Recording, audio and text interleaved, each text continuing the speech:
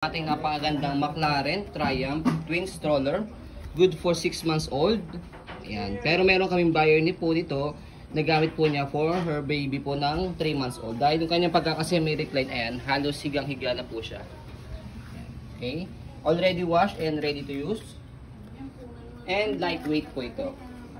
Umbrella. Okay. Umbrella type po siya. Maliit po yung kanyang, or manipis po yung kanyang folding. Okay, so ito po yung kanyang pagkaka-semi-recline, halos pang newborn na rin po talaga siya. And then, ito po yung kanyang pagkakaupo. As you can see, ang kinagandaan sa kanya, halos flatten yung pagkakaupo niya. Okay, and then, ito po yung details po niya, one by one. Unahin natin sa kanyang canopy. Wala po siyang faded, wala po siyang discoloration.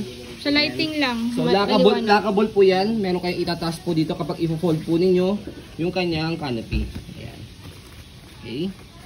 So, madali siyang i-wash at tanggalin nyo lang dito yung kanyang lock.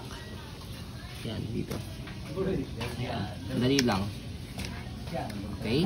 And then, ganun din sa kabilang side. Detachable kung ayaw nyo ng canopy. Okay, ayan. So, again, ito po yung kanyang pagkakaupo. 5 harness. And then, heavy duty kanyang belt lock. Kaya safe na safe si baby rito. Hindi niya matatanggal po yan. Ayan. Kailangan pa ng medyo malakas na pindot dito para matanggal. Ayan. Okay. And then, meron siyang support dito. Pagka hindi pa abot ni baby yung kanyang footrest, tapakan po ng paa, okay, hindi siya may slide dito. Bukod sa meron na siyang harness. So, pwede nyo pong tanggalin po ito. Ayan. May butones siya rito. Tig dalawa, left and right. Ayan. And then, sa loob yan. Pasok nyo na sa loob. Dito. Okay. And then, may strap siya rito. Yan. Okay. Para cover siya. And then, yung kabilang side, ganun din. Okay. Wala po siyang issue. Walang faded, walang discoloration. Walang so, kaya siya mayroong butas dito, 1, 2, 3 level. Depende po sa laki ng baby po ninyo. Kapag nasa 6 o 3 months dito, toddler, and then kids. Ayan. Parehas na higa yan ah. Try na yung kabila. So, dito higa natin para maikot natin siya. Ito yung kanyang footrest. Tapakan ng paa. Ayan. Ayan yung kanyang footrest. So, as a maselang seller po, pwede po ito sa mga maselang buyers po. As you can see naman yung gulong. Walang kaupod-upod. Ayan. Ayan, di sa kabila. Okay na okay po yung kanyang gulong. Yan. So, easy to maneuver, nag-swivel po yan. Kung gusto nyo pong one way lang, ito, bababa nyo lang po siya. Yan. Teka lang. Bababa natin.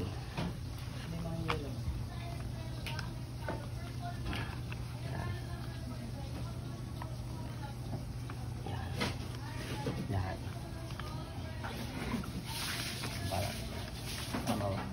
Bababa.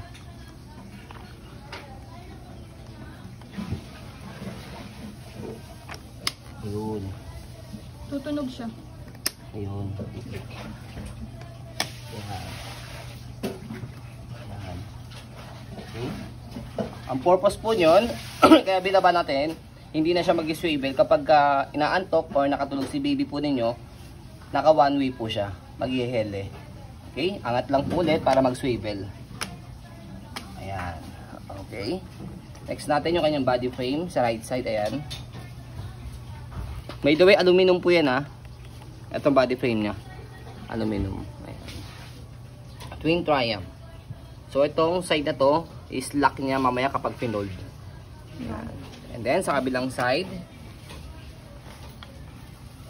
Ayan, kanyang details.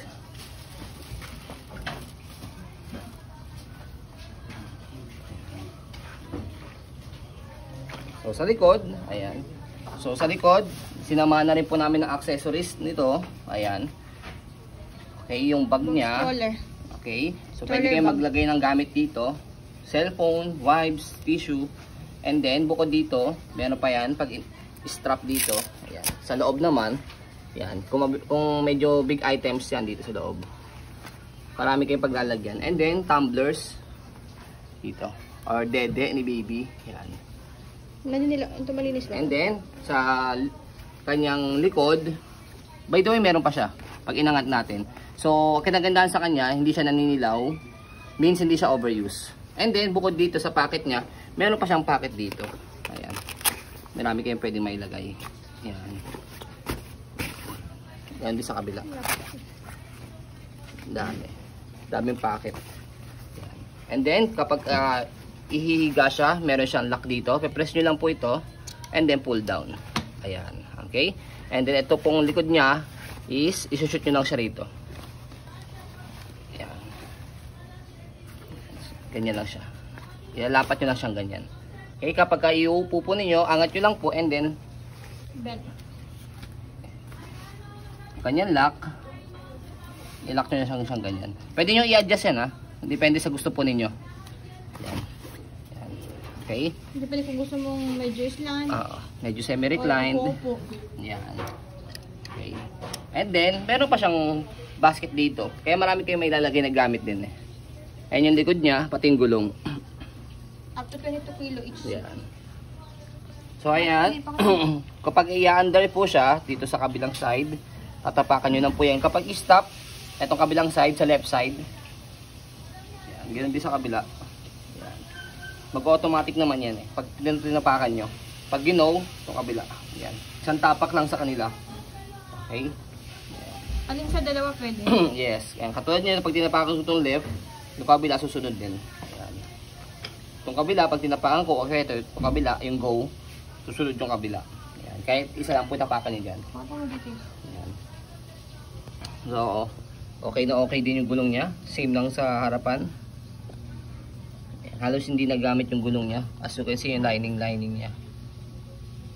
Yan. Yan din sa kabila. Yan. Okay. So, sa pag-fold niya, iaangat nyo po ito. Yan, pati ito. Kaya meron siyang kulay itim dito. I-press nyo po yan. Nakalagay apakan na Yan. Mayroon siyang Tatapakan nyo po yan. To. drawing. Yan. Ganun din sa kabila. Angat to. Tapos tapak to. Yan. Okay, tapos after nun, okay, pakita mo natin yung kanyang handle. Walang issue sa handle niya. Yan talaga design niya ha. Hindi siya yung sira. Wala siyang tear. Yan. Okay, so sa pag-fold, ayan, naangat na natin to, pati to.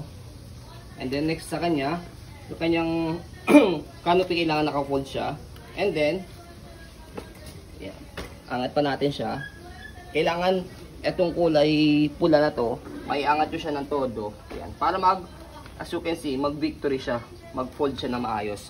Pag nakakaganyan na siya, makikita nyo naman nagko-compress to eh. Ito. Yung handle niya nagko-compress. Tapos, pag nagko-compress na siya, pag kaya nyo na siyang ibaba, yan, i-pull down, paharap, then, diretso na. Tapos, automatic naglalak naman yan dito sa gilid. Dalawang side. Tapos, sa kanya na pwede iangat. Nakalak siya na sa both side. Yan. And then, kahit hindi nyo na siya buhatin, kahit itulak nyo lang siyang ganyan, parang luggage type, yan. Pwede. Ano estimated mo kilo dyan? Estimated kilo nito mga around 6 or 7. Yan. Okay. Yan. Or mga around yan, mga 6 or 7. Kung hindi 7, 6 yan. Okay, sa pag-open niya, tanggal yung lock dito sa kabila. Ganyan din sa kabilang side.